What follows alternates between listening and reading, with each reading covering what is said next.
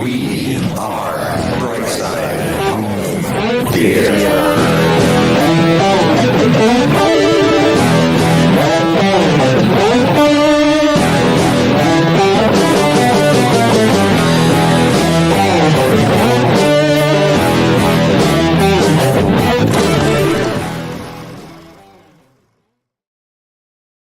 Hey, home theater nerds. Welcome to the Brightside Home Theater Podcast. The Home Theater Podcast, it's all about the experiences, the sights, the sounds, the scenes. No John today. I know. No, It ain't that bad. It ain't that bad. We just had Remembrance Sunday here in the UK, so you know. Yep, Veterans Day was yesterday, and John was a veteran for all of, I think, 2 months. Yeah, until he realized that you can't use bayonets. You just can't use instead, you know. Well, you can use it, but, he but if you have refused to use rounds, it. you're not going to use it. Wait a minute. I got rounds? There ain't going to be no bayonet fight. Yes. Thank you for your 2-week service, John. Yeah. No, he did all of boot camp, and I think he did a few of the weekend. Like he had, yeah. And then he was like, "I'm done." I mean, I of all the things I think of when I speak to John and having known him quite a bit and got to know him quite a bit over the last couple of years, that's just possibly the one thing I just can't see him doing. I just can't picture John as a soldier. He's not that kind of guy, and I mean that in the best way, not the worst way. Right. Just no, it takes a special easy person. going for all that. Yeah. Do kind of go with the flow. No, be a soldier. That's the opposite. Really? That's the opposite. Oh God, yeah. No, and it takes a special person to be in the military. We didn't plan this for Veterans Day or anything, but it really does. It takes a special person, somebody that I think to you, it's actually the opposite to me. It's somebody that is like, you have to have patriotic heart, of course, go with the flow and basically do what you're told. Right. Yeah, but that's the opposite then, isn't it? Doing what you're told is not going with the flow, is it? Go with the flow is I can adapt, I can do. Meaning do what you're told. Like soldier is do that now. Do that, and you do it regardless. Yeah. That's go with the flow. That's like I need to do that. I need to do that. What I'm trained. All right, go do that. John, I don't want to do that. Yeah, but that's what I mean. Yeah, it's that kind of that regimented, kind of disciplined approach. Yeah. And John seems too easygoing for that. It's just kind of too like, oh man, I'm not doing that. That's not easy going, isn't it? That's what I think of as easy going. if you asked me to do something and I said no, would you consider me easy going? No. Exactly. But if someone's like, well, I'm fine, I'm okay, I'm not, it's all good. Whereas a soldier is yes sir, no sir, 3 bags full, sir.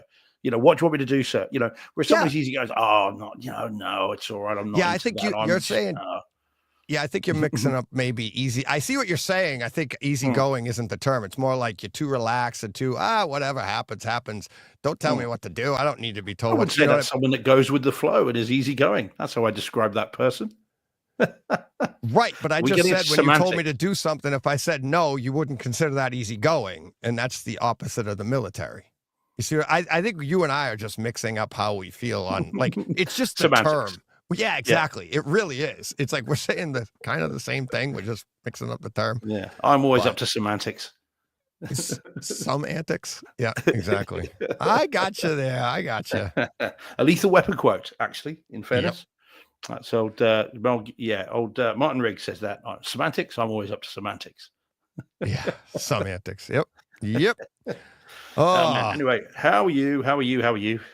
Oh, things are just dandy, Steve. Here in the I get that, and I'm sure for various reasons. Yeah, very various. Very various reasons. So, how are things with you, Steve? How are things over there? Yeah, it's been an eventful week. World events being what they are, and we were talking about that off air, and we won't bring them on air. So world events being what they are, it's been an eventful week. So everyone's kind of just coming to terms with the new world order. It's been busy at work. Has it been 4 years already? Yeah, it feels like pretty much happens every 4 years. So it's been busy at work, lots going on, but most importantly of all, I've had some time in the theater to watch some very cool stuff, including a certain movie you recommended last week. So it has been good. And I've also, something I'm going to talk a bit about later, seen some excellent stuff this week. Some really good stuff. Really? Oh yeah. So it's been good, and I've actually had the chance to sort of escape, and I've needed the escape this week into the theater. Mm-hmm. And you guys, do you know what? I was listening to Takeover Tuesday earlier, with you and obviously Omar and Davey, and then I can never think of his name.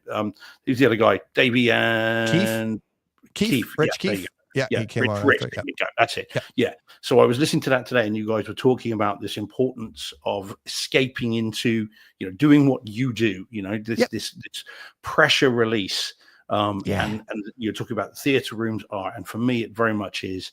Because of the work I do, the on call that I do, the sheer amount of hours that I do, I need to get downtime when I can, and the theater room is a perfect example of that. And this week, it has been very useful. So as I was listening to that earlier, I thought, you know what? Never have I needed it more. Yeah. So yeah, it's been cool, and like I said, I've seen some really good stuff this week to talk about. So yeah, and hopefully some good stuff to come with Gladiator 2 on Friday. Just no one tell John Thompson. Yeah. I'll follow suit with that. It's like I put that show together, listened to it back. I actually listened to it back a few times during the week as well before I even put it together. And yeah, you're right. And it got me to a point that, since building the house and everything that's been going on with me in my life personally, it's like less time in the theater has just been the way of life. Right. And I think, and then I'd come here and I'd be like, this is my time to enjoy and to kick back, relax, and talk and live through you guys. And maybe I got to take something in. There were weeks I was like, I didn't take anything in, but usually I get at least something. And it's funny you say that, Steve, that like you spent time in the theater, and it's like, just literally yesterday, it was like, or the day before, I was like, I got to get back in the theater and make it a point that every day, like I used to, because that if you're not unwinding every day, then you're not going to be any good to yourself. And it's not just sleep; it's just doing stuff like that for yourself to unwind. And it's until you said it now about Omar and Davey, I'm like, holy crap, maybe that's where I got the motivation for it. I don't know. I didn't put the 2 and 2 together, because sometimes it's like when you're in the middle of it, you can't see the forest. You're just like, I don't know why I'm doing this, but I'm doing it. But yeah, so we're going to talk a lot about that, about my day yesterday. But we'll get to that. I have a couple of movies I did take in this week, but yeah. So more time in the theater for me. Yeah, it's a pressure release. It's a pressure valve. Look, some people go fishing, some people go for a drive, some people, just do that. But for us, and you and I, again, knowing you as I do, theater room is an escape. And actually, do you know what? And I just sort of thinking about this as I think about it, we are lucky to have I think when you've got your own dedicated room. And this is not to denigrate those that don't. It's not. I'm not. I'm not to be fair, denigrating one to talk about another. But it means I would say most of them want that anyways. Some don't. But most people, like I know I did when I had a living room set up like what John has. Like John's got a living room set up, and he's looking at any possible way that he could get a dedicated room. Because for not just. Part of it, I think the motivation is then I can do what I want with it, and the aesthetics committee doesn't deal with me, right?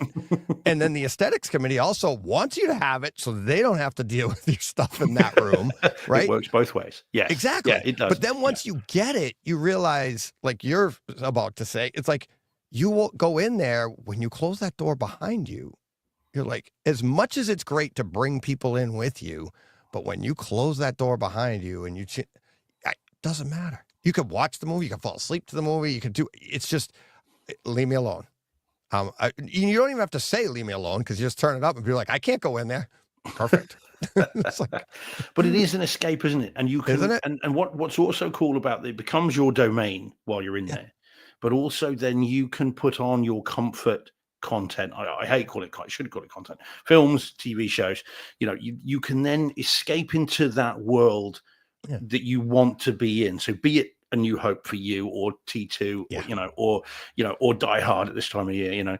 To be able to kind of escape into that world is that pressure release. It is just this kind of, so you can watch something new, engage with something new, or slip on that comfortable pair of shoes of the movie you've seen 300 times, and that release then is there. The endorphins are released, and everything then just feels much everything seems more right with the world. And of course, the beauty of escaping into that world is it's a world you can predict. It's a world that you know.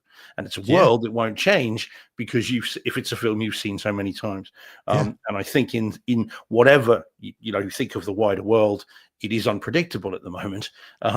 And so that predictability is a good thing. And so as I was listening to you guys earlier, and I was thinking about that and thinking, this is definitely what I do and how I relate to my theatre room. You're right. It's great to have people come in and show it off, but that's not the reason to get it.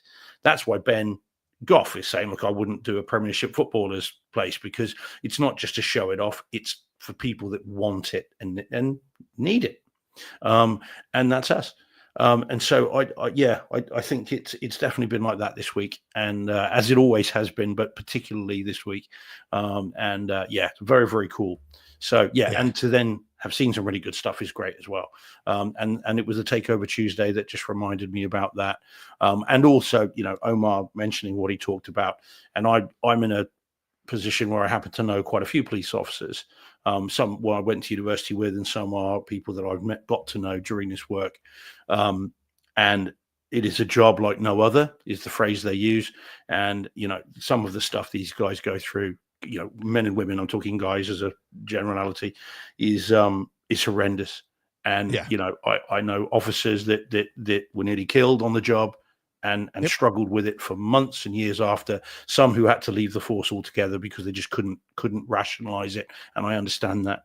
And over here, you can get, because actually very interesting, wasn't it, that Omar talked about the workman's comp at that point wouldn't cover it. Now here, of course, you can get access to therapy to a certain extent on the NHS. So this is part of, it's free at the point of delivery. You don't pay for that. There might be a waiting list, but you've got it there. And so they had access to that, and yet were still really struggling with it. So I dread to think what it must be like when you can't get that. It was a really poignant bit of the Takeover Tuesday and of that show. It really was. And then went on to talk about the Dorky Awards. So it's all good. Hey, it's called balance, buddy. It's called balance. You should have asked. Every action has an equal and opposite reaction, and we go from Davey and Omar opening up to us winning a Dorky. I mean, you can't get two different ends of the spectrum that are both appreciated. You needed to say to Rich that not only did we win it last year, but we don't want to just be an award-winning podcast. We want to be a multi-award-winning podcast. Yeah. So we need a sign streak. Yeah, exactly. Exactly. Back to back. I wouldn't wouldn't mind going every other. Because we're not stopping. So I'm fine with somebody else winning it this year, and then we get next year. That's fine. My man, or every 4 years. Every 4 years. Yeah, exactly. There you go. It's like my mantle's big, and it'll wait for the next Dorky to show up. That's fine. I'm appreciative of one and many. It doesn't matter. How long would it take you to build another, a cabinet to put them all in? Just stop telling me I'm building something, please. Oh yeah. Sorry about that. I got into trouble with that before. Yeah. But if you haven't heard that Takeover Tuesday, if you're listening to this in the audio only pod, because there actually are many listeners that listen to only one of the three formats. Okay, so our YouTube is probably the smallest, but then our audio is obviously the largest. But even in the audio, that's separated. Like a lot of people, they like the Takeover Tuesday more than they like this show that comes out on Fridays, audio only, right? And then there are people that are like, I don't really listen to the Takeover Tuesday. And I get the emails. I haven't gotten those in a little bit, but when I do get them, and that's great. I'm happy to have. We're diverse enough that we have different types of people, different, they enjoy the different types of stuff. And then I think most people listen to both, right? Both Tuesdays and Fridays, and and there are a few diehards that listen to all three. It's like, which I really appreciate. Like, we watch the video, then we go back and listen to it again, and you're like, okay, thank you. Okay. I do that, but I'm editing. You're not. Yeah, I do it too. I have to be honest, I do it too. Yeah. See, I do it. And I've actually heard stuff, and I used to bring it up to John all the time, but now with there's three of us, and I am doing stuff back here, I've heard stuff after, like, I didn't even know Steve said that, and I didn't know this happened. Yeah, you know what I mean? Yeah. Like, it's like I'm doing something. A lot of times it'll be like when you're going through what you're about to go through the chat, right? And I'm like, okay, now I can organize some stuff. And every now and then I'll hear something, and I'll be like, oh, yeah. But then later on, I'm like, when I listen to it back, I'm like, I didn't even know Steve made that joke, but I went like this. And I was like, I just heard it. I heard everybody laugh, so I thought throw a laugh in. and then he threw the puppy in a sack into the sea. Oh, that's great. I'll just have to test I remember it. doing that. I think I can. I'll just drop one in, and we'll see. We'll test you, Deej. Yeah. When you're not paying attention. Yeah. Oh God. Oh Exactly. man. Anyway, talking to the chat, let us say hello to those here Yes. assembled in our congregation this evening. Do I have The to drink the Reverend wine? Steve George. I don't like drinking the Yeah. wine. Well, the wafers, it's all good. The It's all good. wafers. Yeah, The yeah, cookie. that's it. Yeah. We won't have the blood of my blood. We'll have the HDMI of our HDMI. Yeah. the, I don't want. the OLED of my OLED. I don't like the wine. I'll drink the juices. I won't drink the wine. I'll just drink the Gotta be juices. done. Yeah, it makes sense. All right, so TSG Spartan, I think, was first in earlier today. So he's the Really? local boy, as we say. Yeah. So well done, TSG. He was in it at 5 to 3 your time. So that was a couple of hours ago, wow, wasn't yeah. it? Yeah. 9:55 a.m. here. Yeah. Oh, of course it is. Sorry, 5 to 3 our time. Sorry, get me right. Yeah. Yeah. Well, sorry, there we go. These times I'll never get used to. Not on the chat. I should have you put together the 25-hour show next year. It's like, It would have been a mess. scheduling times. Oh, you're going to be here, but I need you at this hour. At this hour. Oh.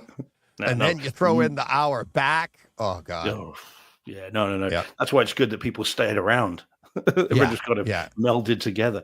Okay, so Steve At's in. Hiya, Steve. Paul Hurt's in. Hiya, Paul. We've got Mikey's in. Hiya, Mikey. Mikey. We're keeping it clean tonight, Mikey. We're being good. We haven't got John to distract us. We've got or to encourage us, should I say? Encourage us. Yeah. Not that we need it, but No. So Dom's in. Bonjour, bonsoir, Dom. In fact, of course, yes. Come on, we do know our French now. Buddy. Yeah, hey Dom. Rach's in. Hi, Rach. She's dropped in, and we've got who else? I saw some others as well. Carl's in. Yes, we've got Carl is in. Hey, Carl, and we had Jordan kind of popped in and popped out.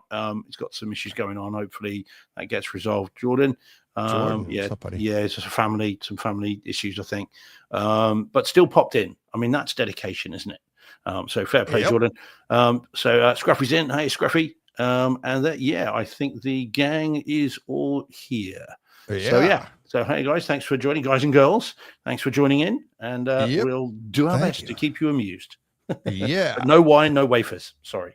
No wine, no wafers. Oh well. Let's see. What do we got here? Where's that one? I'm going to look up Davy's most recent Movember. I haven't looked in a few days. Oh, so why don't we get to that? He's up to total of 1532, which is good, so considering we're like a week, almost 2 weeks in. So it usually picks up at the end, big time. Yeah. But so it's that's what we're doing all this for. That's what today's Takeover Tuesday was about. Ryan Davies, Movember. Links are in the show notes on how you can support, and we have our giveaways, which is the Ava remote. Here we go. I'll go with this image right here. So this not is the Ara remote. Not the Ara remote. The Ava remote. So we have the Ava remote. We have two of them, a black one and a silver one. Actually you can see it here. I didn't even notice that, but the ones on the end in this picture, the black, they're in black. The three in the middle are silver. Both really nice. The dynamic keypad, a picture of it here. audio only, you'll have to go to YouTube to check out the picture, or just go to Ava Remotes and you'll see it. That's where I grabbed them. And we also have 10% off Kaleidoscape. So anybody that donates $50 or more gets 10% gift card towards Kaleidoscape. That would have to be bought through Eddie. And also, I keep failing to mention this. Unfortunately, all these two items here, or I'm pretty sure all of them, but we've made it work in the past with SVS.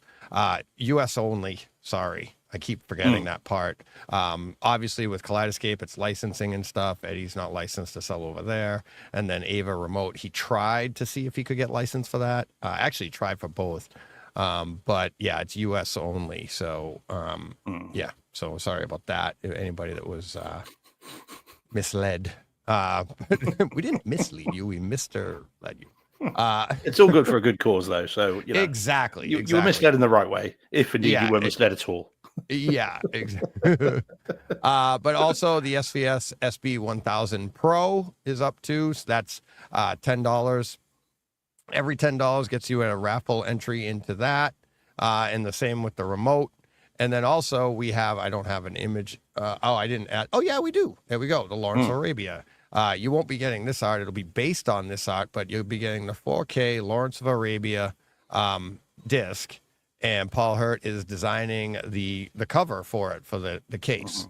So you get some original art only for the Bright Side Home Theater fans, and the 4K Lawrence of Arabia, which is a highly sought after piece, especially after it was so expensive for so long. So that one there is, I think he set that at $2 an entry. And just at the end of the month, I expect a bunch of emails that like the last week of the month of people wanting, what they want and where they want their money to go. So send me like the total you've donated and how you want the money allocated, and I'll set the raffles up.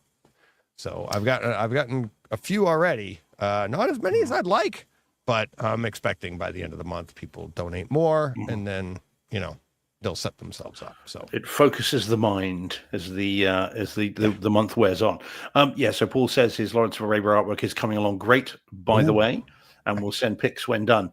Now, Paul, I'm assuming that when you do the artwork, if it's kind of based on the German one that Deej just put up, right in the background, very, very small, there just needs to be a very little picture of John saying, "How much?"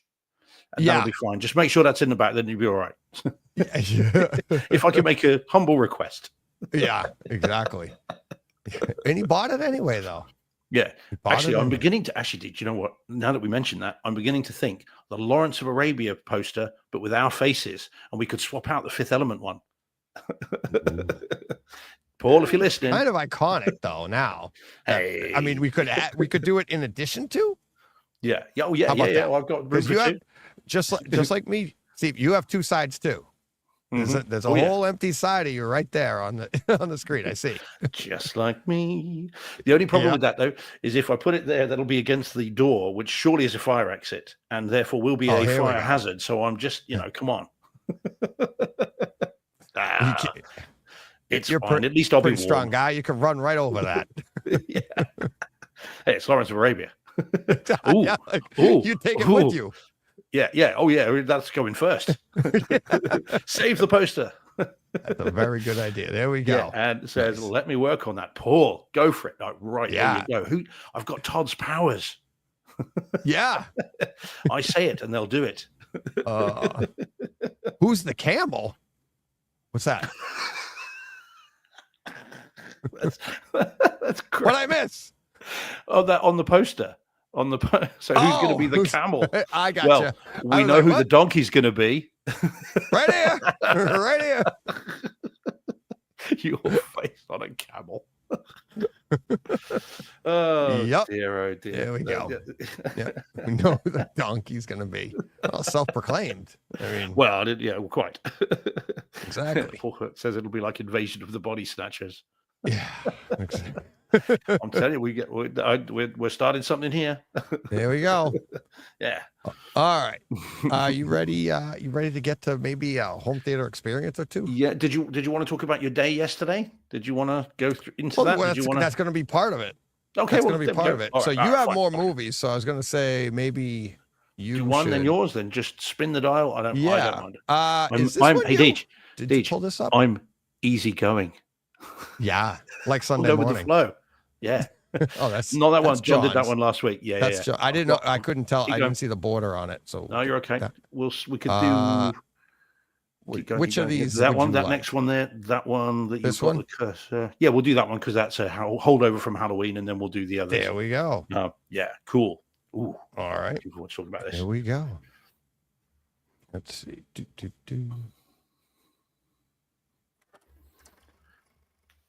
Okie dokie. So yeah, apologies. This one I did mean to do before Halloween, but we had so much to talk about, we never kind of got to it. And this is the new 4K Arrow edition of Trick or Treat. Now, have you seen this, Deej? Have you seen the movie? Yes, I Yeah, do. yeah. I saw. I did a show on it, I believe. Did you? I'm pretty sure. Yeah. Oh, sure. Okay. All right, cool. Okay. Oh, you know what? If you did, I missed that one. That's a shame. Let me look back in the archives. I think I did, but you go along, and I will go into my handy search button here. Yeah. Okay. So this is the new 4K edition anyway. It's in 4K UHD, obviously HDR, but in DTS HD 5.1 master audio. It is a shame it didn't get a new Atmos mix. I would have liked that. However, obviously in my system upmixed via Neural X anyway, so you get a pseudo object-based surround. I really like this film. I've seen this film a number of times. This movie is my jam. I remember seeing it. I didn't see it in theaters. I think it hit DVD directly here. I don't think it ever came out in cinemas here. Don't think so. But I remember getting my sweaty mitts on the Blu-ray from the US before it had really hit here. So the first time I saw it was in the old cinema room, and it was on Halloween, the very first time I saw it, and it was great. And I really enjoyed it. So this is a movie for me, and I've seen it a number of times since. And so when they announced the 4K Arrow edition, I was like, right, I'm having that day one. Yes, please. And it's still really good. It's such a fun movie, messed up in all the right ways. Yes. And I'm someone who sometimes balks at the idea of an anthology film. They're generally anthologies. I mean, other than say Creepshow, I did like the Creepshow movies and series. That was quite a lot of fun. But I think generally in terms of movies, anthology films don't always do it for me. I've got stories to tell in the dark or something, which is which is again a US Blu-ray disc. I didn't really think much of the VHS movies, which are kind of anthology films, but this one really did do it for me. I thought it was great, and as I said, still very good. And I'm very pleased to report that the Arrow reissue of this is very nice indeed. Detail wise, it's not night and day over the Blu-ray. You're not going to go, oh my God, look at all that detail I can now see.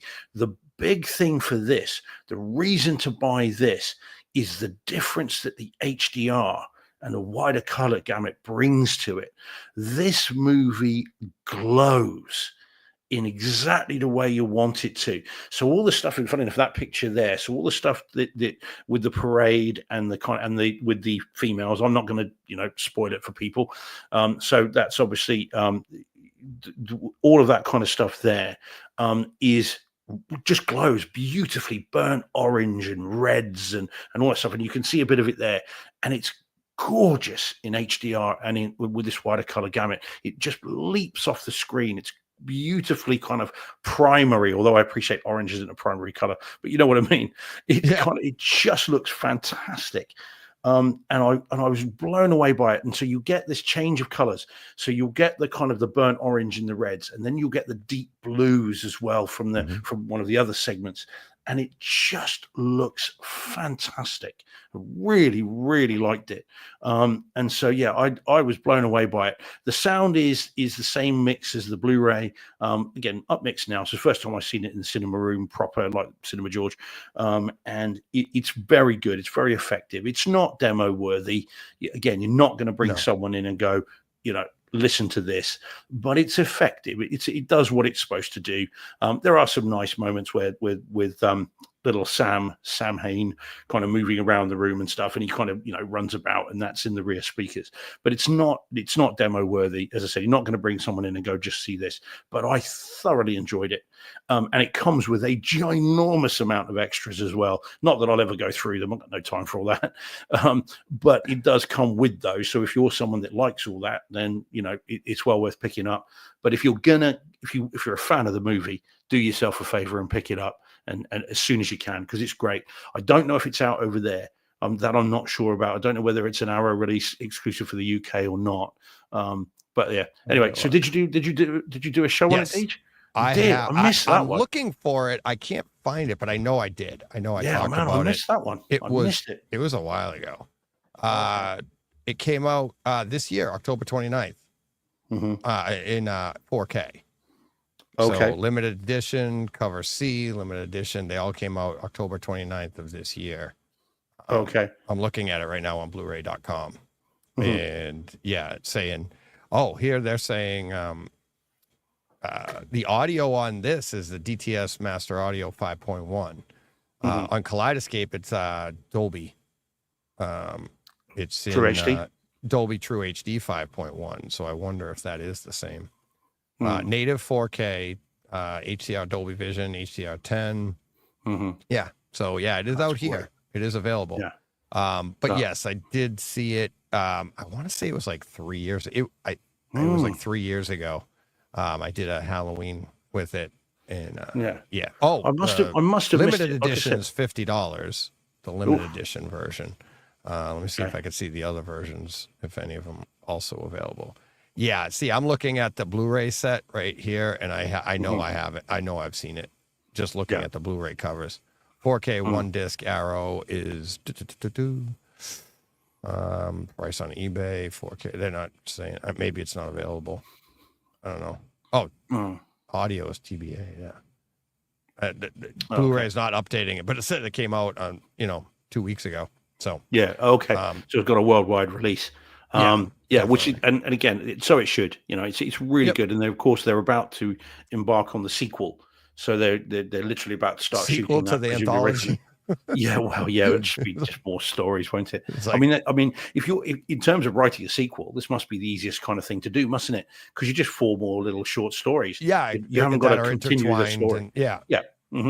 So it was kind of cool. It was like I wasn't expecting that when I saw it, and I was like, that's different. And it is kind of like it was a perfect setting for that type of a movie, right? Halloween is a bunch of different stories going. You have all these families grouped together doing their own thing, going whatever they're doing, trick and treating, going to party. All different things. And but yeah, I did see it. I want to say it was like 3 years ago. I'm trying to find it, but yeah. Yeah, I missed that show because I would have remembered that one. So that that was probably back when you were mad at me. Well, that couple hours. I see it, but it's not showing up on Nerdy. Very cool. Oops. Yeah. And what have we got here? So we've got the website. So Dom's saying he loves the extras. That's why he gets the special editions from Arrow and Second Sight and Shout Factory. Yeah, I used to with the DVD back in the DVD days. I used to absolutely love all the extra features, and the ones. There's 2 that always stick out to mind: the T2 Skynet edition that they did, which had. This is back in the days that I had my portable DVD player. And I remember at that time, I think I was getting the bus into work. And I just remember for weeks and weeks and weeks, seemingly, watching all these extra features and then all the Easter eggs. And the other one was the Nightmare on Elm Street box set, which had a whole disc of interactive features. And I remember watching that. And I used to love all that stuff. But recently, and when I say recently, probably the last 5-6 years, I just don't watch any of them. Very often, it's even rare that I would see even the deleted scenes that I normally used to love. I don't even do that anymore. It's literally movie, and that's it. And then moving on to the next one. The Kingdom of the Planet of the Apes set's got the whole movie on there without any special effects. All done, so all the mocap stuff is all there, and it's such a cool sounding feature. Have I tried it? No, because Yeah. it's just, and yet it's so cool sounding. Yeah, So it's never mind. I love that's how I got into like with Laserdisc. I Mm. loved the extras in the Laserdisc, the audio commentaries and stuff that they Yeah. had underneath it, and it was like you couldn't get that on VHS, and that was Yeah. like, oh, and then when DVD came out, people that were never exposed to Laserdisc were, oh, look at what you can do. I'm like, I've been doing that for years. What are you talking about?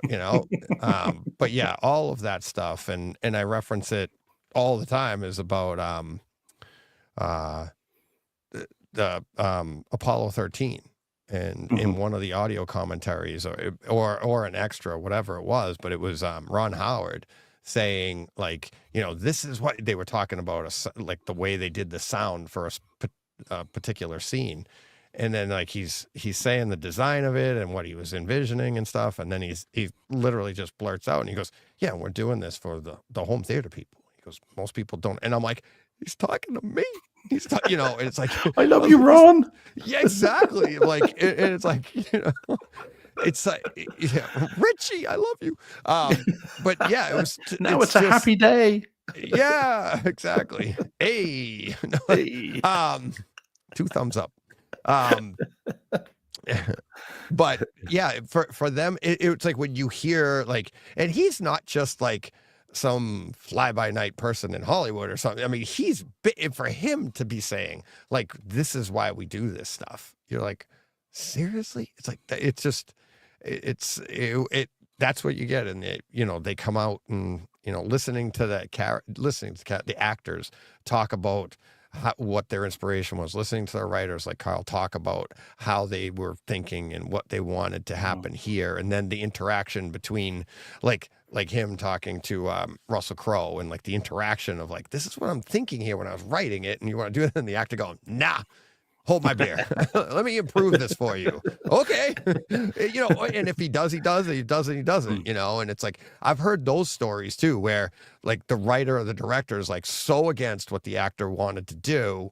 And then you go, but it worked. So they were, and then you hear the other way, like, nope, it didn't work. It didn't work. So the actor was like, he like caved. And that's what, it's funny. John Thompson and I'll talk about it later. We had a little chat about that earlier. Yesterday we were talking about the interaction of artists. Yeah, some of the best directors, though, again, from actors, the ones they most like is they say, right, I want 2 for me, and then you can have 1 for you. So give me 2 takes, how I ask you to do it with my idea, and then you can have 1 where you can just play, and then let's see what comes out of it. And that kind of seems to be the ones that people like the most. Talking about extras, Deej, I don't think I mentioned this on the show. If I did, forgive me, if I'm repeating myself. John Thompson sent me a YouTube link a few weeks back, talking Laserdiscs. In the 90s, famously, apparently, they issued the first 4 Bond films on Laserdisc. Okay, and these discs had commentaries on them from the writer, the director, the producer, all these people. And what seems to have happened is they released them, and then Eon Studios and Cubby Broccoli and that withdrew them, recalled them, and they all disappeared. Okay, and to the point where you find one now. I mean, it's a mega collector's item, and the reason is, the people that did the commentary track, so producer, directors, writers, and that had clearly not been told what a commentary is and what a commentary isn't. Oh. And so what they then did, these guys, and there's a YouTube video, which I watched because, as I say, John sent it to me, where they then spend these commentaries dishing all the dirt on each other, on actors, on promiscuity of certain actresses. All honestly, if you can, I'm not going to put the link up because we'll get sued. But if you go on YouTube and you type in this stuff, you will find this. It's about a 30-odd minute, video where someone's got hold of the discs and put this compilation together.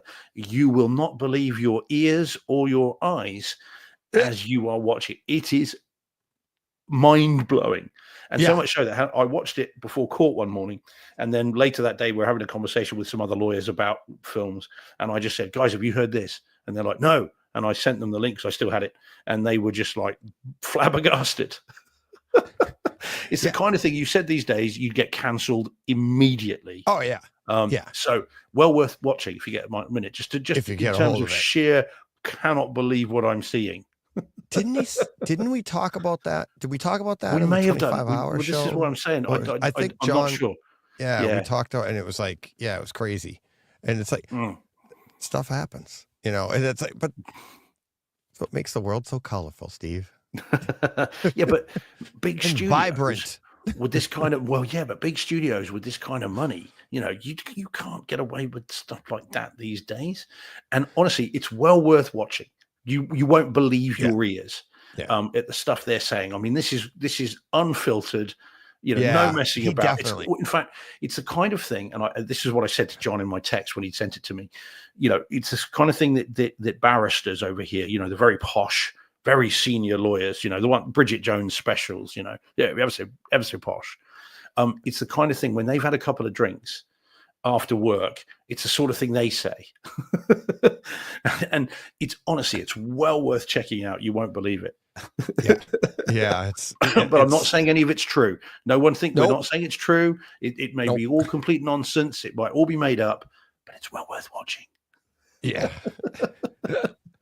Oh, that's funny. Yeah. Hey, you get a few drinks in people. Let him do a commentary. Oh yeah. Oh, he's like, whoops. You see that? I think I do. You're in disbelief. Yeah. I think if it is what I think it is. Yeah. And you're in disbelief. Go on then. So, right. Go. Go. Here we go. All right. Oh, okay. Is it what you thought it was? No. Going back in time. I've got the Blu-ray of this. Yeah. Do you remember it? Yeah. Oh, yeah. This has got what's his face in it? Josh, Lucas. Yes. Yeah, and Jessica Biel and Jamie Foxx. Yeah. And you watched it because Jessica Biel was in Total Recall. Bingo. Thank Inspector you very George much. solves another one. Yeah, Inspector George. But it was so fun. Directed by Rob Cohen, who did Hurricane Heist, which I bought on the Kaleidoscape this week, right? And so you had all those. So I'm not sure I'm going to get to that for next week, but it is definitely on that agenda. It's like, I got to go back to that. But yeah, for the people listening to the audio only on Friday, what the hell? They're Googling like Josh, Jessica, Jamie. That should give it away. All J's, the 3 J's. Yes. Yeah. True. Stealth from, is it 05? Ooh. We're getting in the Wayback Machine here. Oh yeah. Early Blu-rays. That's what this is Sony. Yeah. So I watched it. It's in 05. On Kaleidoscape. It's in HD with PCM 5.1. Oh yeah, early Blu-ray 5.1. So yeah, exactly. So it starts out the movie is corny. Starts out crazy corny. Acting is kind of crazy corny. But then by the end of it, you get what I really liked is, especially this came out in 05, so or thereabouts. And then you have today in today's mindset with AI and everything. That's what this is about. The movie's about. At the time, it probably just seemed like a movie that you would be like, okay, yeah, whatever. Because we weren't as hyper aware of AI back then as you are now. Today, it actually plays out in a way that you're like, wait a minute. That's not what we're supposed to be thinking about AI by the end of the movie, right? It's like, you're like, how is that possible? So, I found that really interesting and kind of forgot about it, right? Because I've seen this movie quite a few times, not in a few years, but I've seen it quite a few times. And because it is fun. It is just a fun movie. Home theater wise, I wouldn't say at first, I wouldn't say the picture was very good. Early on in the movie, I was like a little grainy, a little bit like I wish it could get a 4K of this. It really needs the 4K HDR. There's a, they get their, they get little R&R and where did they go? What country did they go to? Bali, is it Taiwan something like or that. something like that, somewhere like very nice and beautiful and lush and green and blah blah blah. So that it looked beautiful. Speaking of beautiful, Jessica Biel, you got to get the gratuitous bathing suit shot in there for, she is a pilot, but got to get her out of her pilot suit, which I've never seen a pilot suit fitted that well. It is a movie for 15-year-old boys.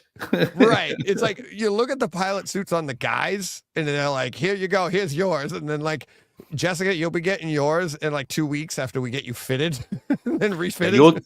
Yours will be spray on. Yeah. It's like, okie dokie. But yeah, so the picture, but as the getting back to the picture of this, it definitely, I don't think it aged well. When it came out, I thought it was good. I thought it was really good. But now you see HD now, and even a movie that comes out in HD, not 4K HDR, it's like it's better now. As the movie played out towards the end, I don't know if it was more of the special effects scenes or just the nature of like the filming. It did play a lot better. The explosions were really nice. They had, if you remember that one particular scene where the refueling scene and that ring of fire, that looked gorgeous. Yeah. But early on, I was like, wow, I don't remember it looking this bad. And it's like, and I'm not saying it's bad. It's just, I was expecting more out of it. And then by the end, I was like, okay, that was good. And then the sound, PCM 5.1 upmixed. I put it to Neural X. Really nice. It had good bass, good action sequences, nothing really to just be like, oh my God, this was here. I mean, you would like that scene of like that Ring of Fire scene. You'd maybe if that got an Atmos track, like remixed it, that would be a nice scene to go up and around your room. It sounded nice. And again, for its time, it's great for its time. Things are so much more sophisticated now, but it's still a fun movie. I still really enjoy it. And it's definitely worth a watch. You could probably pick it up in a bargain bin somewhere for like $3. Well, it was an early Blu-ray, and in fact they used some of it in the Blu-ray trailers that Sony put out around that time. Things like Aeon Flux and all that was in there as well. But they put stealth in there. And I remember it looking all right at the time, but it is kind of the anti-Maverick. So with Maverick, it's like, let's go and shoot this for real. Let's get them in the planes. Let's get them up there. Let's do all this stuff. This was kind of, well, all right, we'll have a shot of you on an aircraft carrier because we can just about persuade the Navy to let us do that. And then everything else is going to be basically in a studio, against a green screen and a gimbal, and so that's always going to translate badly in terms of kind of with modern movies. But yeah, no, I remember it being fun, and I remember it being, a fun Blu-ray. But yeah, boy, oh boy, this is going back to the very early days of Blu-ray. So I'm not surprised. And it would be an old codec as well. It'd be MPEG 2 or whatever it would be, and that's all been overhauled since. So so some of that will be the compression and everything else as well. But I can't imagine for 1 second they'll ever re-release it. I know because no one remembers this but us. Yeah, exactly. But it's like it is. I've seen it on TV. Like you'll like flipping the channels. It was for a movie that is like so unknown. It's iconic. You could go to any frame of this movie and I'll know what movie it is, right? Because it's the three characters, Josh, Jessica, and Jamie. You're like, you see them at that age, and you're like, it's stealth. It's stealth. There's no doubt about it, right? It's and what's funny is I'll be talking about another in a minute about Josh, and it's like how Josh Lucas, how it rolls over, and you're like, oh my God, there he is again, and to the next thing. It's just that 6 degrees of separation. 6 degrees of separation. Kevin Bacon, whatever. Yeah. But hey, Gurinder just dropped in. Yeah, hey, buddy. But yeah, it's a lot of fun if you can grab the Blu-ray somewhere, and maybe we keep grabbing the Blu-rays, and hey, maybe they'll say, hey, this is looking a little hot. Maybe we'll make a 4K out of it. That'd be nice. Redo it. Spend the millions of dollars to make another $50. Yeah, because you'd have to, because the effects work is gonna. I mean, the more you up-res it, the more you're gonna have a problem with those effects.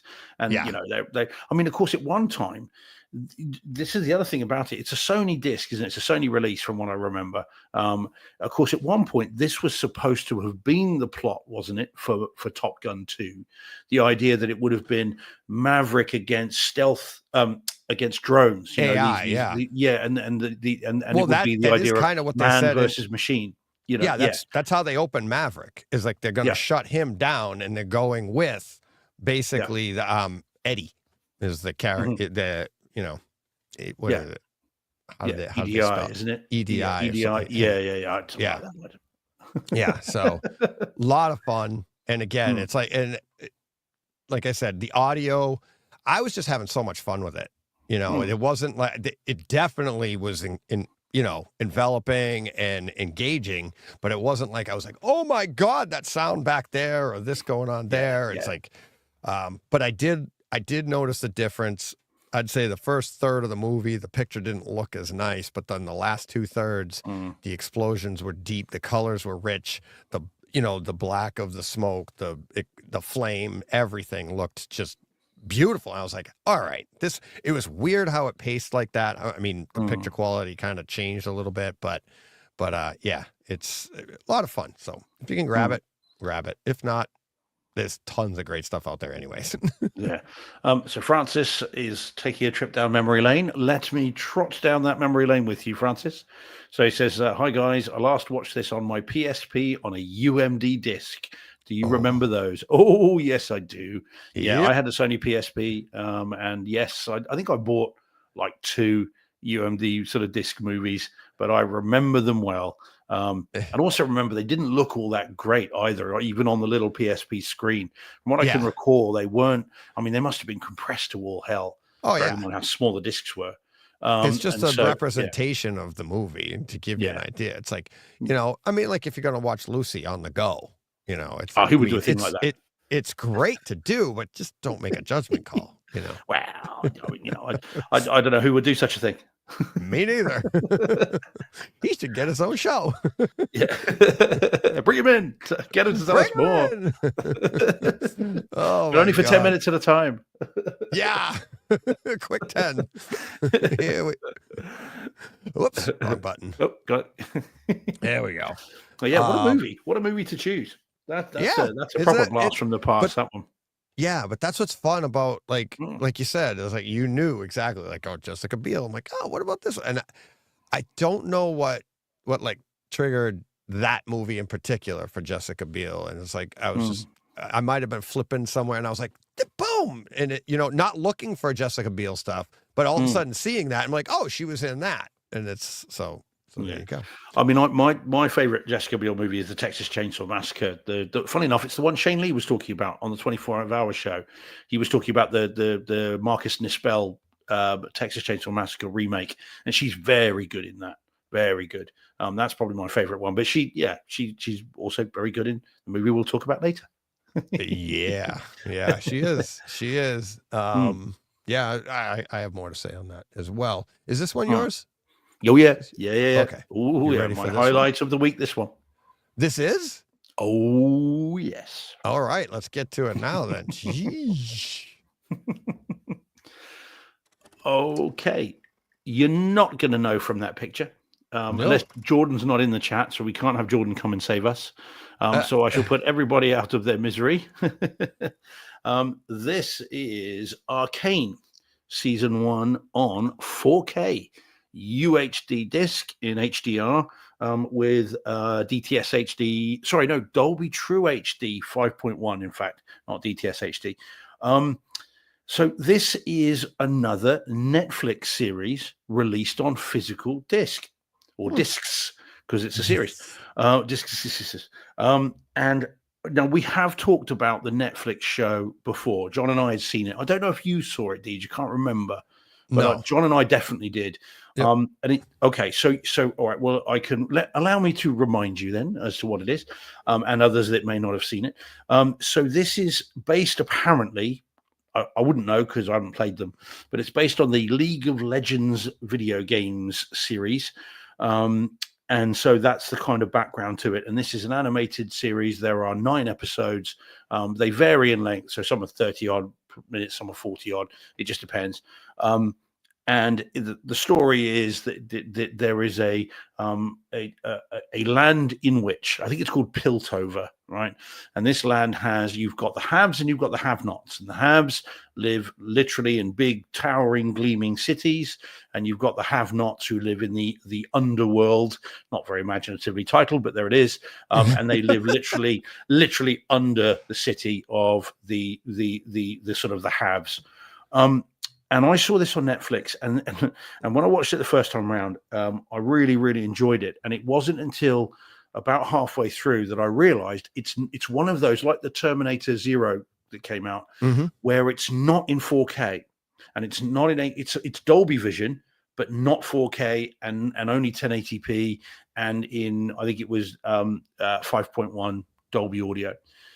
So when they announced that there was going to be a 4K release, I was like, yes, please. And it's time to coincide with season 2, which is the last one. There won't be any more, which is just hit on Netflix, as I understand it. So when I watched this through on Netflix, I really enjoyed it. And I watched it with someone else who is a bit younger, and they really enjoyed it as well. And as soon as I heard the disc, as I said, I thought, I'm going to get this. So now we have this in 4K HDR and Dolby True HD 5.1. And I've just rewatched the series up to episode 9. I wanted to finish it, I couldn't. I just ran out of time. This is one of the best animated series I think I've ever seen.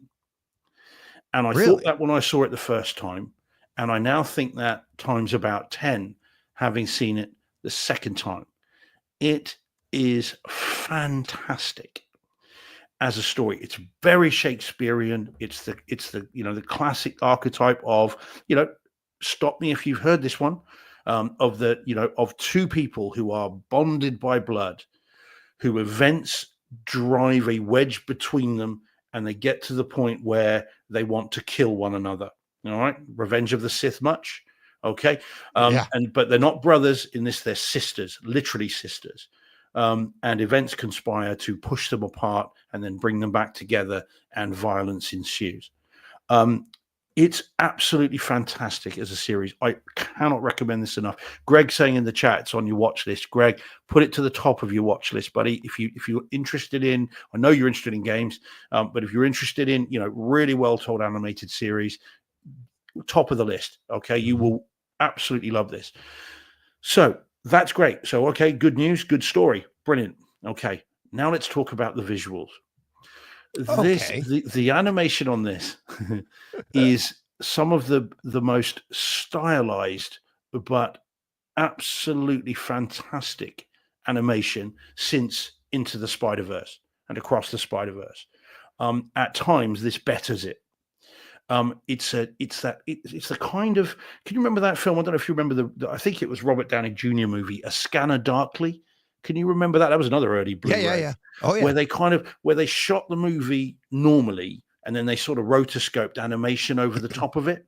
Yep. Now that's not what they've done here, but they might as well have done, because the quality of the animation.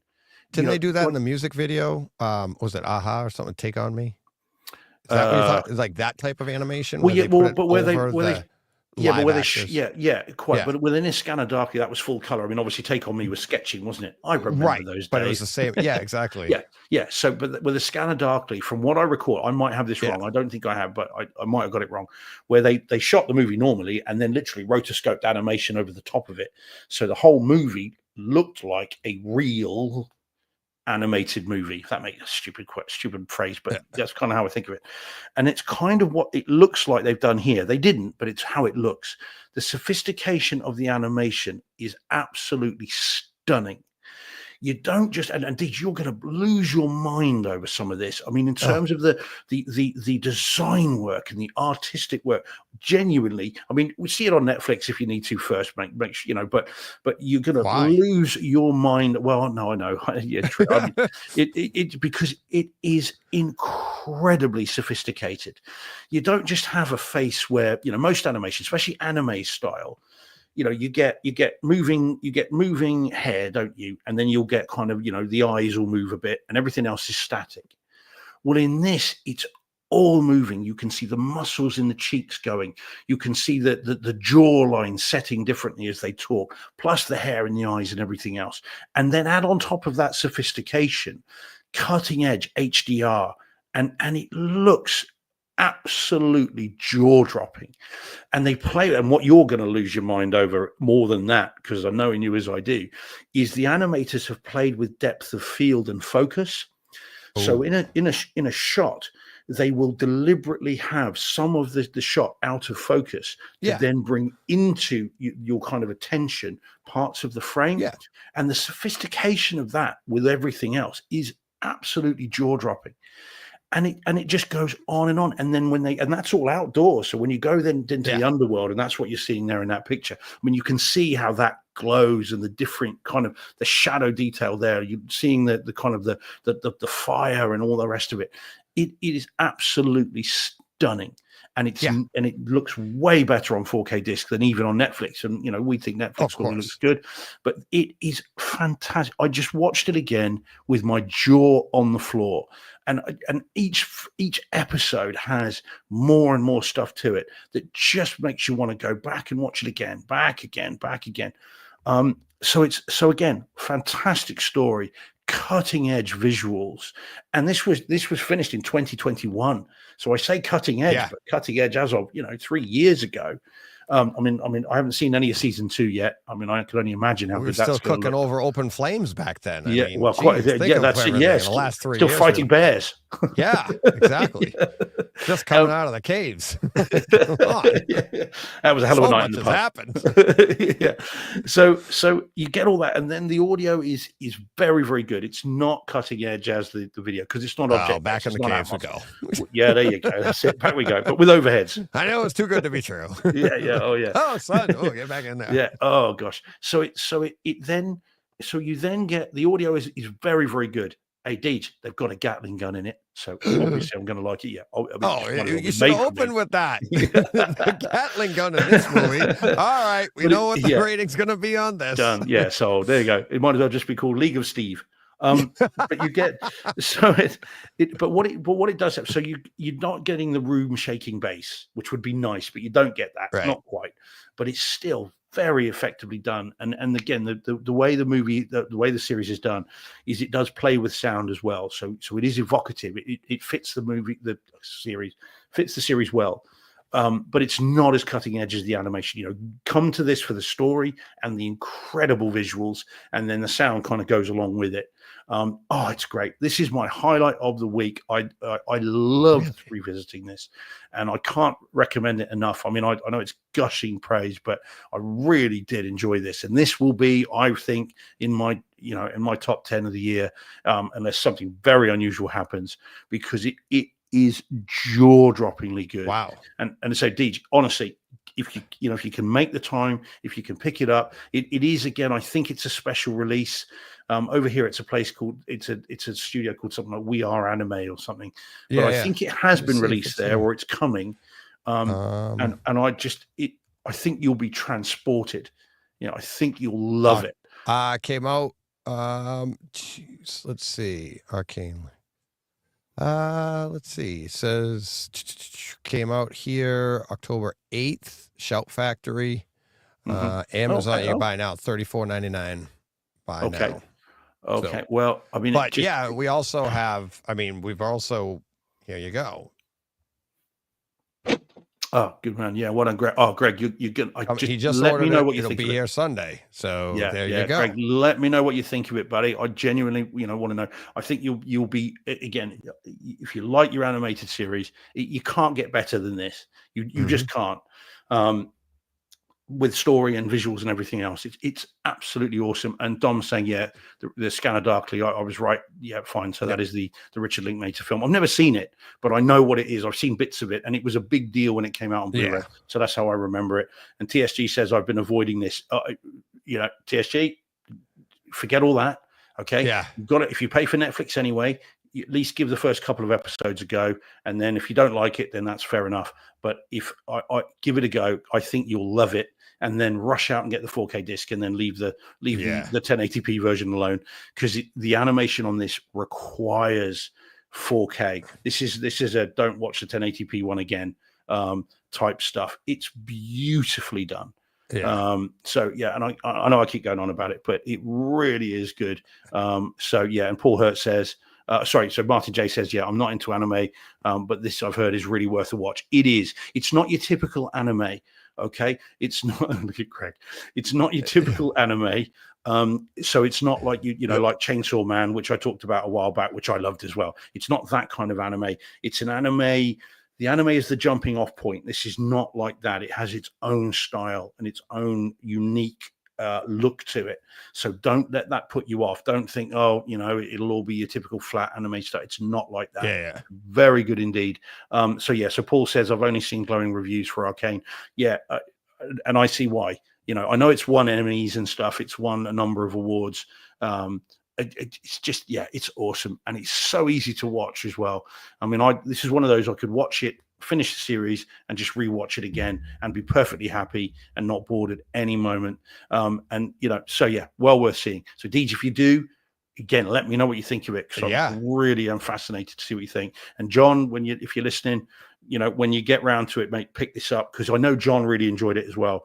And this is a completely different experience in 4K. So it's great. It's really good. It's funny you were talking about the how they put the detail in of the depth of field and in focus, out of focus, which I've always found like it's easier to do in animation, because you're controlling it, as opposed to you need the right lens, you've got to shoot it a certain way, you need your characters a certain distance apart to get that. And what I always found funny about like 3D and why people like don't like it, it's that you end up with that depth of field, but there is like everything's in focus. And it's like, but it's placed, and that's not how it works. That's not how your eyes work. 3D is like, it's not even real. And it like, to get it right, because like when you're looking at something, like me looking at a monitor right now, everything behind it is out of focus. If I was watching this in a 3D movie, it was like, it would feel like I could reach behind it, but everything on the screen is in focus. And then the idea is for you on a giant screen to actually focus on that one item on the screen, and then your eyes would put the background out of focus, right?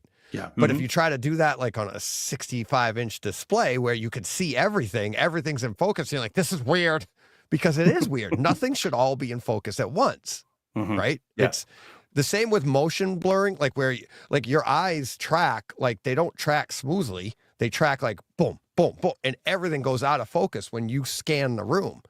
You watch that in a movie, you get that soap opera, you're like, why is everything still in focus as the camera moves? Like, this is weird. It's like, that's not how your brain works. And you're like, people get ill from it. They're like, I can't handle this. That's not right. Yeah. That's what they used to call the picture book effect, wasn't it? Or the pop-up book effect in 3D. Yes. It all just looks kind of these weird planes, one behind the other. But and again, why I personally think 4K done right is better. Because you get things. Actually, I should be clear as well. The ratio for this is 2:3:5. It's not 1:8:5 as you get from that image. Not that it matters, because it's deliberately done to scale. It's supposed to. They want you to see as much of this world as they can, but they play with it constantly. The framing of it is done very, very, in a very fun way. Like I said, I can't recommend it highly enough. I can't imagine someone seeing it and going, that was crap, either story or visuals. One of those two should get you straight away. Hopefully both. So really, as I said, my highlight of the week. I've loved going back through this, and I can't wait to finish episode 9. It's really, really good. And against some stiff competition, in fairness, but this is very, very good. There you go. We'll leave that one alone. Oh yeah. Step All right. away from the. Step away from the. All right. So I've got a bunch here to get to. Let me move this one out of the way here. Put that one over there. Oh yeah, we'll maybe move that to next week. Yeah, what do we got for time? Yeah, all right. Okay, yeah, Well, let's quickly. Yeah, let's quickly do this. Very quick. Yellowstone. Let's bring that up here. Boom. Yeah. So this is what kind of got me back into the theater. So Yellowstone, episode 8 or 9, I think, dropped today or this week, right? And I have them on the Kaleidoscape. I have the seasons all the way up, and what they did is it's called getting a season pass. So you buy the season, and different people they did it. Remember, they did it with HBO does it a few times. At Reign of Fire, they've done it with not Reign of Fire didn't do it. Who did it? Whatever it was. House of the Dragon. House of the Dragon. There you go. Thank you. They did. It had it dragons there, in it. In but fairness. it was in the middle of it. But Yellowstone, they dropped it in probably 4 or something like that. I bought them all, and then what it is like it'll end up on the Kaleidoscape the next morning. So this comes out on a Sunday night. I get it the next morning without not streaming. So I get the physical version right away. I stopped. It was weird. They split the season up, season 5, into 2 parts, and it ended in like January. And now we're back in November. So it's just starting back up now. And I thought I was a little closer to the end of the season, the midpoint, but I had done 2 episodes and then I stopped because I knew it was coming up. So it got me back into the theater. I couldn't wait to get back into this. And I did, obviously. I've binged 4 or 5 episodes since then. So I'm almost done, caught up to be able to get to the latest episode, which then I will be caught up when the next episode comes out this weekend. But I'd forgotten how beautiful this looks, how just the shots that they have, like the landscapes, everything that it just is, it's beautiful. It is just absolutely, I mean, the costume, what they're wearing, the denim, you see it, everything, the details are so crisp. Everything is just so well shot. I can't get over it. And then you're looking at it in the story of it, the simplicity of it. I started watching this long before I started building my house, and then everything that's gone on with my house and the family turmoils and all of this stuff that goes on that's going on here in Yellowstone. And now you're like, oh my God, this, that. It's like there's so many analogies going along with it. But then also, that's the story part, but the audio in this too, which is, it's not Atmos.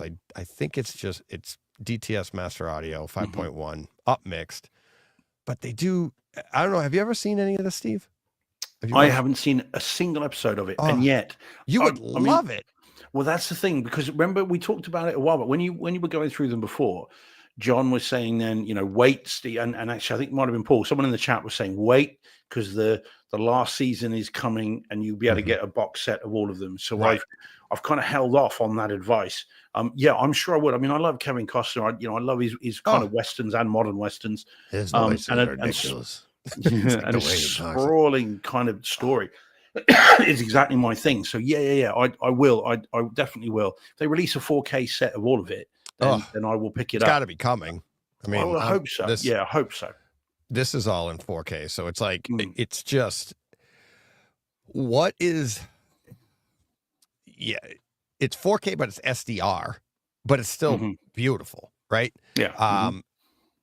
What I was just going to say, like Costner's voice as an example, the marriage of the picture and the sound, and it's like you see his face, you see the texture of his face, his aged face, the scruff, the grit, but then the way he talks and the grit in his voice, and they have so many close-ups and of him thinking or looking with the with the sunset in the background, the mountains in the back of the scenes or whatever. It's like you've got this beautiful thing, but then you have the juxtaposition of his face, which, I mean, it's rough. It's gritty. I mean, it is beautiful, but you're just like, it's a different type. And then you hear his voice and it matches the grit on his face. And it's just, the sound sounds so, you never mind what he's saying. That's part of the story. So see it for that too.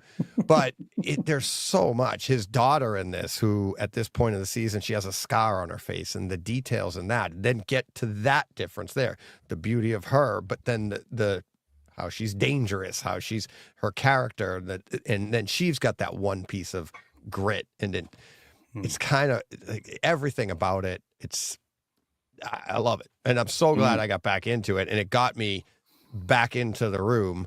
And then we'll, after you do your next movie, we'll get into where my mind went when I sat down into the room to get going. So, but yes, highly recommend Yellowstone. I found it by accident. I say by accident. I thought it was just like an epic type Western type show. I didn't know it was modern times. And I tripped on it one night after hockey. I was like getting ready to like go to sleep, and on the TV, I'm like, all right, what's this show? I was flipping channels, and it was a boardroom scene or an office scene, and it was that daughter that I said, Beth, and I thought the scene was amazing and amazingly shot, amazingly acted. I'm like, what is this? So I hit info. I'm like, that's Yellowstone? Because it wasn't Western. It was modern, like office and tech all around and everything. I'm like, wait a minute. So that night after hockey, like 1 a.m, I'm like, let me check out episode 1. I watched episode 1 on, what is it, on Paramount, I think? Yeah, Paramount, I think. Yeah. So I watched episode 1. Right after that, went downstairs. Well, didn't even go downstairs. Got on my phone, bought season 1 on the Kaleidoscape, and watched like 2 episodes the next morning. From there, I rewatched episode 1 and episode 2. And I've been like, ever since, I'm like, you ever seen Yellowstone? And people are like, yeah, you idiot. It's been out for a while. It's awesome. Like, I know. Televisual crack, is it? Once you start, you can't stop. Yeah, exactly. So, yeah, Nice. highly recommend. And if you haven't seen it, yes, definitely get the 4K and then enjoy the glory. And it is beautifully shot. It's awesome. So great story. I mean, I will. Like I said, if they release a 4K set, I'll pick that up or chuck it on the Christmas list, or we'll do that. Yeah. Actually, Dietrich, before we get to that one, can we quickly do? There's another one there that's been there a while. Can I just quickly do to the left? There you go. That's this one. I'll just quickly do this one. Yeah, because it's been there ages, and I keep meaning to. Yeah. All right, let's get to it. Okay, then. So this then is the newly released over here, at least. 4K UHD DTS HD 5.1 Breakdown, the Kurt Russell starring, Kathleen Quinlan starring, JT Walsh last movie, directed by Jonathan Mostow, who of course did U571 and Terminator 3 Rise of the Machines, but we won't mention that. Yeah. So now, DJ, you must have seen this. You must know this movie. I'm assuming backwards. Yeah. Yeah. Okay, good. So I love this movie, and I loved it from when I saw it in the cinemas, albeit the ending made me very angry. I thought of this, there's a sequence in this where I won't spoil it too much, but it's been out a while. But there's a sequence in this where a dinner table sequence, or breakfast table, in fact, by the time that this happens, where one of the characters says to someone to shoot our main character, and main character hesitates. And I was just thinking as I was watching this, they're all dead. If that's me, I'd shoot them all. Oh yeah. There's no way, man. They're all dead. And I remember feeling very angry when that didn't happen. But anyway, that's a glimpse into my dark soul. It's not really a glimpse. We all don't know. I mean, come on. It's like, you're like, they didn't die enough. Like, what? What's that mean? No, yeah, but he decides he's not going to do it. But I'm just thinking, man, I'd kill them all. Anyway, so Breakdown. This is a film about Kurt Russell. Sorry, Kurt Russell. You got Russell mixing up my road movies. Yeah. So Kurt Russell and Kathleen Quinlan are driving cross country. They have spent all their money on the move and this new car, and they come across some rednecks who make their lives very difficult. And things go from there. And it's not really an action film. I think it's a psychological thriller. It's actually quite Hitchcockian in some respects. And it's very, very good indeed. And it hasn't lost any of it. And the last time I saw this movie before the 4K was the non-anamorphic Paramount DVD from back in the day Oh, wow. that looked dreadful. I never owned it on Blu-ray because they never released it in the UK on Blu-ray. So it was the non-anamorphic DVD, which looked dreadful. And then, and I had to wait all these years, and I've been waiting for this to come out, and finally it got its release. And it's fantastic. Such a good movie and well worth seeing. And if you haven't seen it, do yourself a favor, fix that because it's great. And I'm very pleased to say that the 4K image quality, given the movie, I mean, it has some visual limitations to it, but given the film, it's awesome. I mean, it looks exactly how I wanted it to. And as soon as you get the kind of the map lines of the credit sequence at the beginning, immediately like, oh, this is a different world to the non-anamorphic DVD, and like, wow, it looks great. So it's very, very good. And there's a number of times during the movie, and I did take some screenshots, and I was gonna put them up, and then I kind of thought better of it. But there are, where you can see on Kurt Russell's face every bead of sweat. You can see the kind of the capillaries in his eyes. He's kind of red-eyed in some of this. And you can see all the pores and marks on his face. And for a movie shot and the way this was shot, it's awesome, way better than he could have hoped for. And then you get the audio. It is exactly as you want it to be. I upmixed it to Neuralex, of course.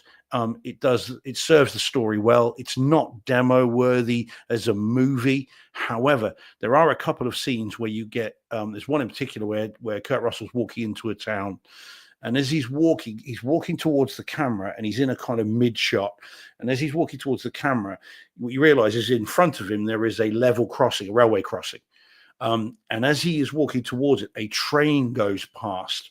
And what's cool about this is, and I haven't seen this before, or heard this before, is it's as if you are sat in the middle of the train carriages. So what happens is you get a pan at the same time from left to right on your front left to right speakers and your rear surrounds at the same time. So you feel this shift of sound across the room. Normally, when you get a pan, you get it front or back or sides. Right. It's very rare to get a front and rear pan at the same time. And Right, so like the train is going across, Right. and the train's going across, and you feel like you're right in the middle of it. And you can Well, that's hear what the they sort of did in clickety- Tenet, remember? Oh yeah, And yeah. you sat in the middle, and one train was going one way, and the other train down the other side was going. But that was side to side.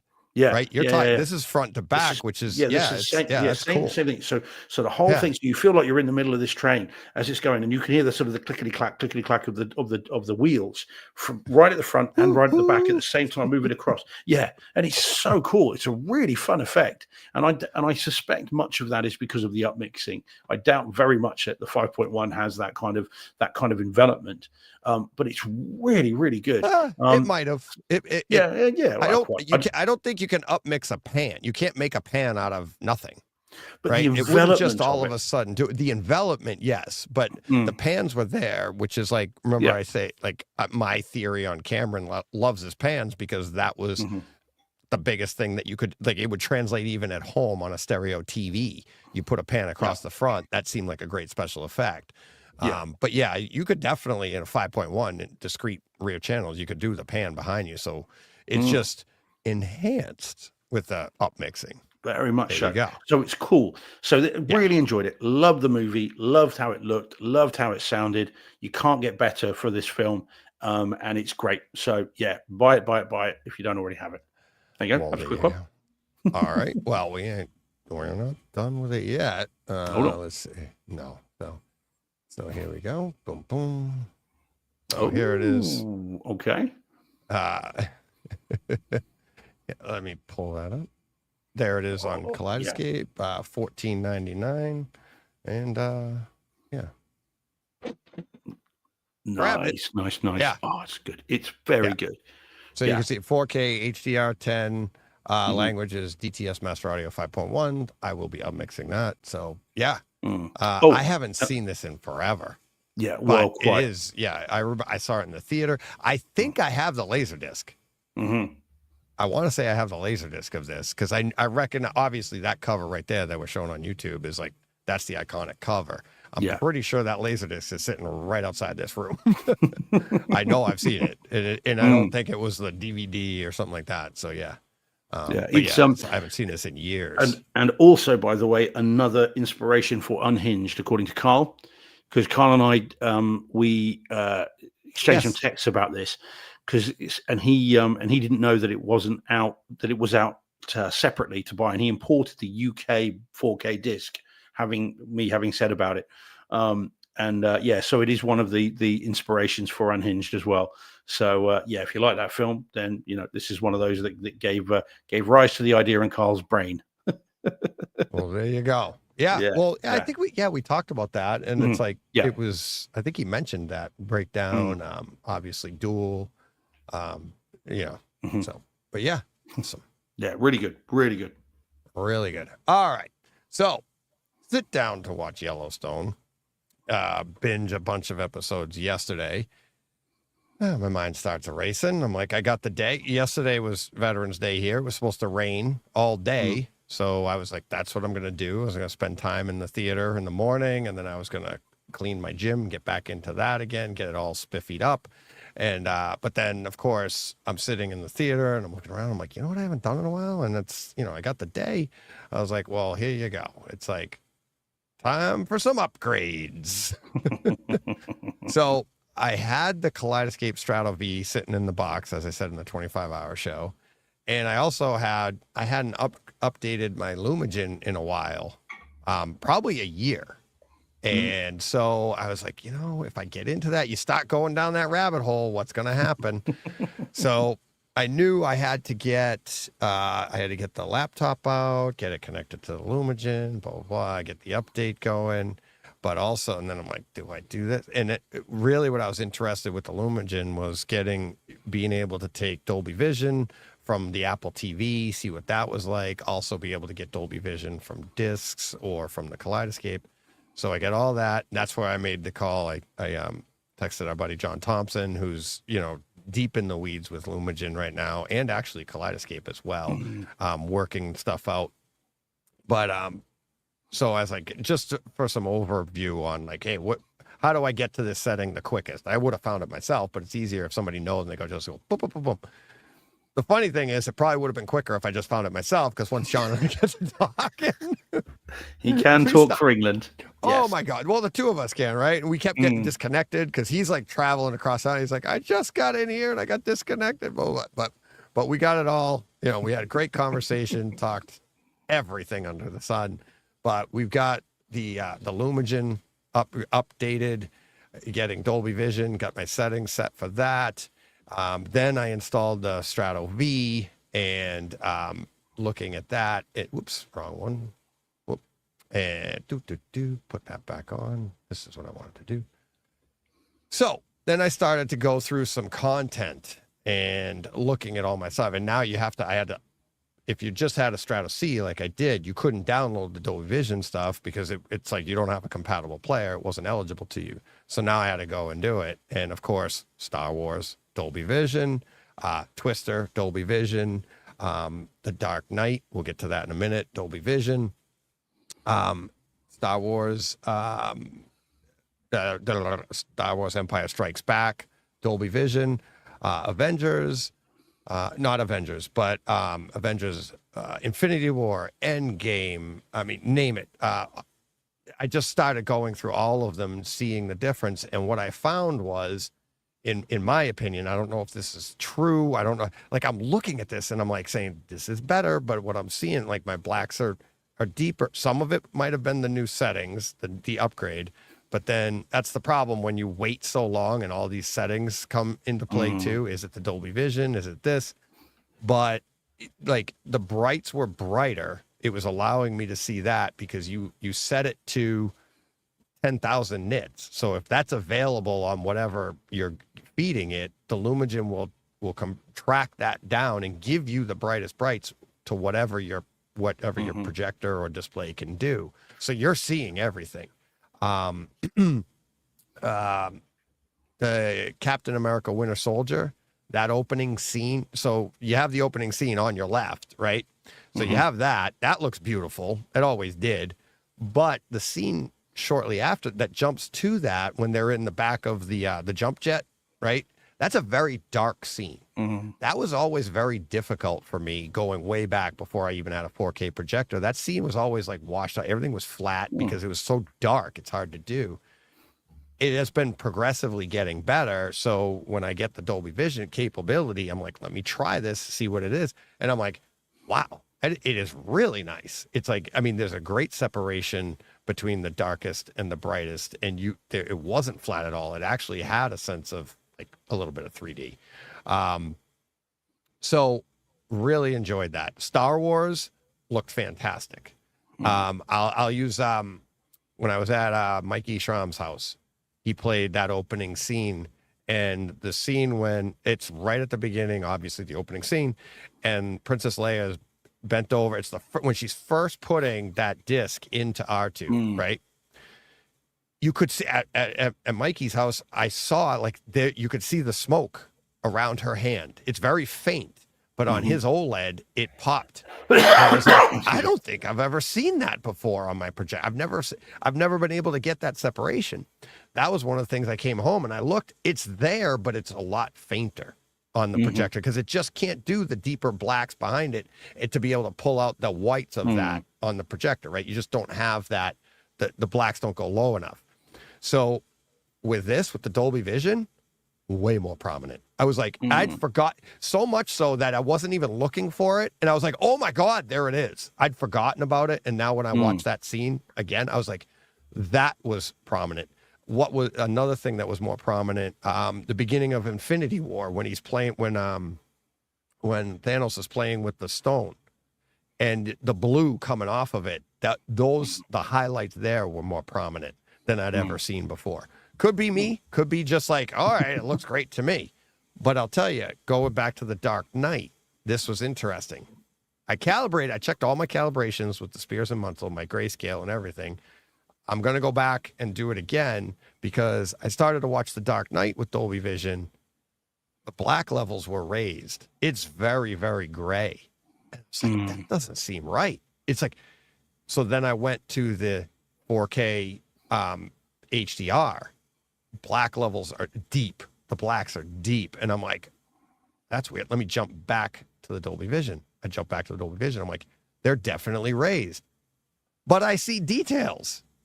So there's details in the coats. There's details in the shadows. So you go back to HDR and it's very deep black, but it's way like, it's just not, I wouldn't say flat. It's just everything's black. You don't see the details in there. It's not pulling any of the highlights. I don't know what that is. Because that's the idea of the video processor. It takes care of all that. It should level that playing field. That I find interesting. I want to investigate that a little as best I can. Vincent Tio, the guy that calibrated my display, uses the Dark Knight to show off the post calibration, and he uses the press conference scene with Aaron Eckhart and shows, and that is one he uses. So the black levels in that are very deliberately done. Yes. As with anything Nolan, it's not like it's a throwaway. Every frame of this is where he wants it to be. So you might find that the 4K HDR that you're seeing with those black levels is closer to what was intended rather than the Dolby Vision version, as it were. I haven't compared the two. Like I said, I don't bother with Dolby Vision. I don't see a difference, and I look very closely on my display. Right. And so so you might find the 4K HDR is the one to go with, but you can play with it and and see how you get on. And that I'm looking at it and I was like, I've heard. Jim Peterson was one, and other people. I'm reading stuff that there is information in Dolby Vision that can enhance it because it's going to give you a different level of gradation, I should say, or a higher level. So I was trying to see and I'm wondering if what's going on with the Dark Knight, like where it is, because there's details there that you're missing in one, but you're getting them in the other, but the black levels are so raised, you're like, that can't be right either. Yeah. So neither one seems right to me, But everything else, you jump back to anything else, and I'm like, it looks fabulous. I mean, it just there's some content I haven't gotten to yet. Like I'd love to see True Lies, the newest True, that's in Dolby. See if that's any different. Twister, I thought the opening scene of that was beautiful. I thought the lightning looked even more crisp, whereas it just looked more detailed. Not sure if what I'm getting out of that. Empire Strikes Back.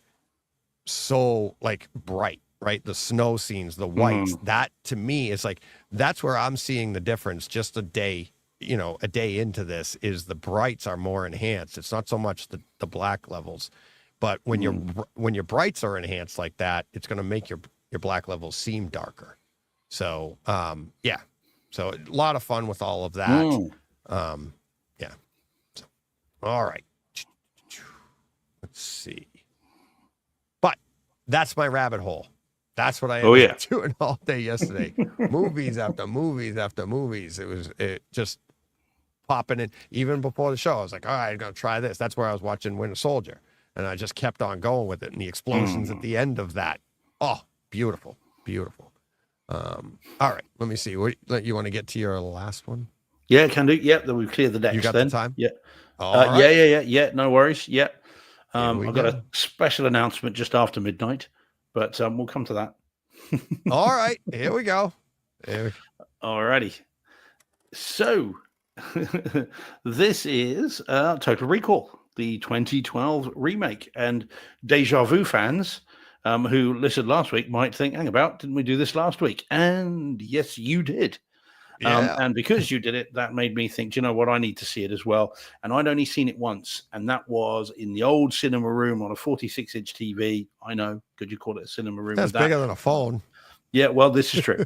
And I'd seen it on that. And I remember thinking when I saw it, as I think I said last week, it was kind of okay. It was all right. It was, but I didn't really think a lot of it. And then I must have promptly forgotten about it, because when I sat down to watch it this week on Blu-ray, 1080p, upmixed to Neural X with the sound, it was like a completely new movie. And I had completely forgotten vast amounts of this. I think I remembered the cars and the car chase, and everything else I'd forgotten. So it was like watching it for the first time. I really enjoyed it. It's not and in a completely different way to the Arnold Schwarzenegger version. The Arnold Schwarzenegger one is the Paul Verhoeven version is a different movie, different beast, different animal altogether. So liking this doesn't mean you hate the other one. They're both good, really good. But I thoroughly enjoyed this. And actually, this is a movie that could be and should be reappraised. I think people need to go back and see this with enough time, and then to be able to completely separate it from the Verhoeven version. Yeah. I think a different this film, take on the exact same idea, like the mind. Yeah, how well, it the works. Philip K. Dick book. Yeah, absolutely. And it is totally different. The scale of the movie, the production design, the way in which this is done is a completely different scale to, again, the Verhoeven version. It's totally different. And of course, you are now playing with proper actors as well. And as much as I love Arnold Schwarzenegger, the word actor, I think, has always been used rather loosely around him. And you get here, He's Colin acting Farrell, like an actor. Well, yeah, yes, indeed. Yeah. Well, I think the old joke used to be, we've seen Terminator, we've seen Predator. When are we going to see Actor? Yeah. But anyway, so that's not my joke. That was a reviewer from back in the day. So you then get this really well told story, really cleverly done. Interestingly, I couldn't quite work out there must be a significance to the fact that just about everything in this seems to move in straight lines, either directly up and down or literally vertical or horizontal. They don't like all the lifts and the cars and everything all move in on an axis and an axis, should I say? And there's got to be a thematic reason for that, and I can't put my finger on what it is, but there clearly must be, because it's a very deliberate production choice. Yeah. So I wish I knew what that was, but anyway. So it looks great. Production design's fantastic. The sets are great. Story's really well told. And I genuinely enjoyed it. It was a really good experience. Video-wise, I mean, I'd love a 4K version of this. I really would. We're never going to get one, I don't think, but I would love, not on disc. I know you've got a Kaleidoscape version. Yeah. I would love a 4K version of this because there is some blur, there is some soft stuff in this, and I suspect that's scene extensions. I think that's where you've got the big. I know they built a lot of what is shown on screen, but I think they've extended it via CG, and I think where they've done that, there is some softness that maybe 4K might do something with. But it does look great. The black levels are awesome. The flesh tones are really good. It's very cool. It's got and so I really liked it. Really enjoyed it. Good film. Visually great, and the audio was really solid as well. Lots of gunfire, really cool. Lots of stuff moving in the overheads with the cars, with the helicopter type things, and all that stuff was great. And the atmospherics as well. So when they're in the kind of it was supposed to have been called New Asia, apparently. I've been looking this up on IMDb, but what is the one of the colonies where you can hear the kind of the tinkle of the kind of the bells and the of the lanterns and stuff, and you can hear that all around, as well as this sort of cacophony of noise of all the people coming and going. So it's great.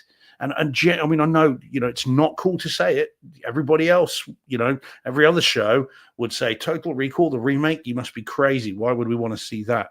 But if you can just kind of, with enough time that's passed since this came out, DJ, I echo exactly what you said, and I would say again, dig it out if you've got it. If you haven't got it, might be worth picking it up for the right price and give it another watch. And you might, I think, be very pleasantly surprised that what you've got here is actually a solid movie with really good video and audio for its age, and just sit back and enjoy it. Like I said, I had a great time. You get a lot of movie for your buck as well, because be careful how I say that, for your buck. Because you get the director's cut is what, 2 hours and 20 something minutes, and it was the director's cut of this that I watched. And so you get a lot for your money as well. The movie feels like there's a lot that's happened in it. So yeah, really do recommend it. And give it another go if you've seen it like I did and forgotten it. I think you'll be very pleasantly surprised. And again, all thanks to you, Deej, for reminding me that it existed and that I owned it.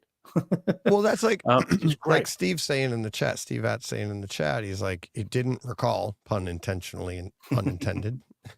We'll have to take a look for this. I know I don't have it, but I mean, it's one of those that I don't want, Total Recall, I didn't recall, whatever, but I think it got dismissed because it was a remake. Yeah. But it's a revision too of the same idea on how your brain works. And at the end of both movies, you're like, what happened? Like both movies end and you're like, I'm not sure. How does that, because of how your memory works, how things work. Like you could, and what's funny is they explain in both movies how things work. Like, we implant this and you're going to think this, like you're going to think that's your memory, which is weird. That's dangerous. But it's like, if you can do that, and I thought this one did a little bit better of a job of explaining like how that would be. Like, we can make you think you were this and be like, well, how do you unthink that then? Because if all of a sudden you go to a place like this and you're like, oh yeah, 20 years ago, I was, I used to be a cop. And now you walk out of there and you go home to your family and you're like, yeah, like I used to be a cop. And I was looking at, what are you talking about? You were never, but it's in your head. You can't remember. Like, so now you have to go back differentiate. Yeah. Right. So that's kind of what this is all based on, and how confusing it can be, and the psychology of it all. But they're both sci-fi movies. And again, the performance from Farrell in this is so much more sophisticated compared to Arnold Schwarzenegger's one. The confusion that he's feeling is much more evident. Right. You're dealing with a better actor who can convey it better. Again, as much as I love Arnold Schwarzenegger, but so that confusion, that uncertainty, that sense of discombobulation, that feeling of I'm apart from myself. I think he says at one point, doesn't he? How do I know what I think when I don't know myself, or something like that? Right. And he conveys that really well, which you just don't really get in the Verhoeven one because they're too busy shooting people, And so you get it's really, really good. And again, that time and space from the original You know, that Right. separation has done it favors, or not done it any favors, because people have forgotten it, and really people should go back and look at it again. And if nothing else, for the production design, Yeah. because you can imagine when they were pitching this movie to Sony and saying, right, what we want to do then is we're going to remake this, but we're not going to just have it in a car park, which is kind of what the original one looks like. It's all concrete, isn't it? And kind of, Yeah. you know, and steel. We're gonna do this at a level like Blade Runner. We're gonna go for this and give you a complete world. I mean, the producers must have thought Minority these guys were Report crazy. too had the